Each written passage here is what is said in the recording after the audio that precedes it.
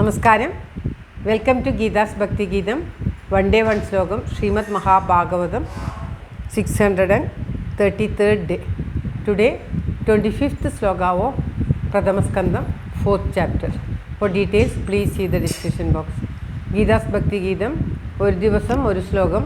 ശ്രീമദ് മഹാഭാഗവതം ഇന്ന് 633 ദിവസം. ഇന്ന് പ്രഥമസ്കന്ധത്തിലെ 4ാമത്തെ അധ്യായത്തിലെ 25ാമത്തെ ശ്ലോകം. ഓം നമോ ഭഗവതേ വാസുദേവായ. ഓം ശ്രീകൃഷ്ണ പരമാത്മനേ നമഃ. ഹരിശ്രീ ഗണപതയേ നമഃ. അവിഘ്നമസ്തു ശ്രീ ഗുരുഭ്യോ നമഃ. ഓം തത്സത്. കൃഷ്ണം നാരായണം വന്ദേ കൃഷ്ണം വന്ദേ വ്രജപ്രിയം കൃഷ്ണം ദ്വൈപായനം വന്ദേ കൃഷ്ണം വന്ദേ പൃഥാസുതം.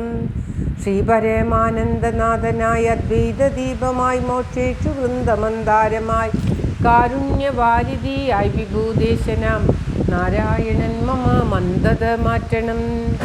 ഓം തത്സത്. ഓം.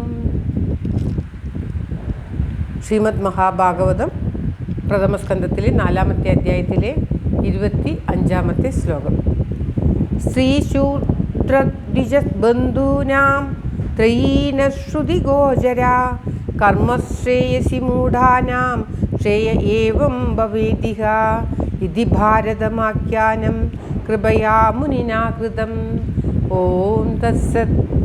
ശ്രീശൂദ്രദ്വിജബന്ധൂനാം ത്രയീനശ്രുതിഗോചര കർമ്മശ്രേയസി മൂഢാനാം ശ്രേയ ഏവം ഭവേദിഹ. ഓം തത്സത്. ഇതി ഭാരതമാഖ്യാനം കൃപയാ മുനിനാ കൃതം. ഓം തത്സത്.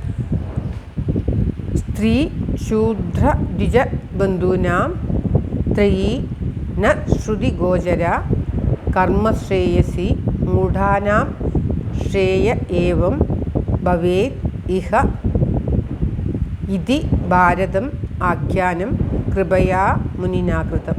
ഇങ്ങനെയാണ് പദം പിരിക്കേണ്ടത്.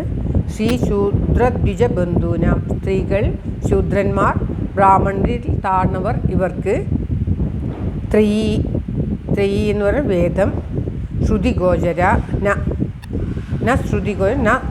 ശ്രുതിഗോചര കേൾപ്പാൻ പാടില്ല, കർമ്മശ്രേയസി കർമ്മരൂപമായ ശ്രേയസിൽ, മൂഢാനാം അറിവില്ലാത്തവർക്ക്, ഇഹശ്രേയ ഈ ലോകത്തിൽ ശ്രേയസ്, ഏവം ഭവേത് ഇതി ഇപ്രകാരം ഭവിക്കും എന്ന് ഓർത്തിട്ട്, ഭാരതം ആഖ്യാനം ഭാരതം എന്ന കഥ മുനീനാ കൃതം മുനിയാൽ ഉണ്ടാക്കപ്പെട്ടു.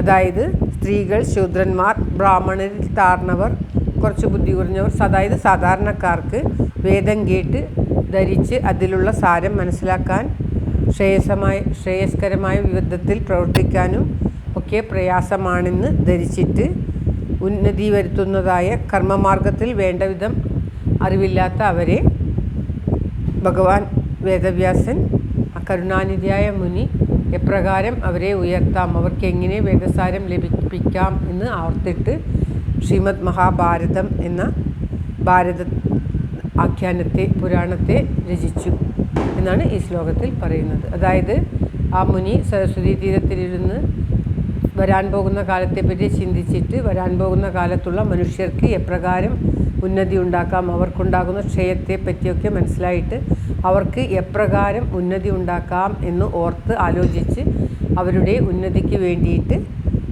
വേദങ്ങൾ രചിച്ചു. അതിനുശേഷം ഇപ്രകാരം ഭാരതം എന്ന പുരാണ ഇതിഹാസത്തെ സൃഷ്ടിച്ചു.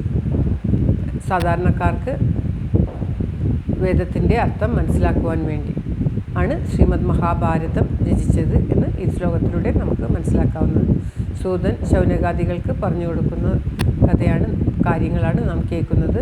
ശൗനകാദികൾ ചോദിച്ച ചോദ്യത്തിന് ഉത്തരമായിട്ട് സൂതൻ പറഞ്ഞു കൊടുക്കുകയാണ്. ശ്ലോകം ഒരിക്കൽ കൂടി.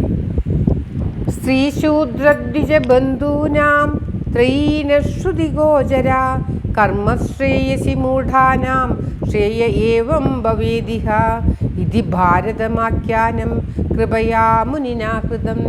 സർവത്ര ഗോവിന്ദനാമ സങ്കീർത്തനം. ഗോവിന്ദ ഗോവിന്ദ. എല്ലാവരുടെയും നന്മയ്ക്കും ആയുരാരോഗ്യത്തിനുമായി പ്രാർത്ഥിച്ചുകൊണ്ട് ഭഗവത് സമക്ഷം ഈ ശ്ലോകം സമർപ്പിക്കുന്നു. Geetha Rajan. Thank you for watching. All the best. Have A very very nice day. God bless you. ദൈവം അനുഗ്രഹിക്കട്ടെ. എല്ലാവർക്കും എല്ലാവിധ ആയുരാരോഗ്യ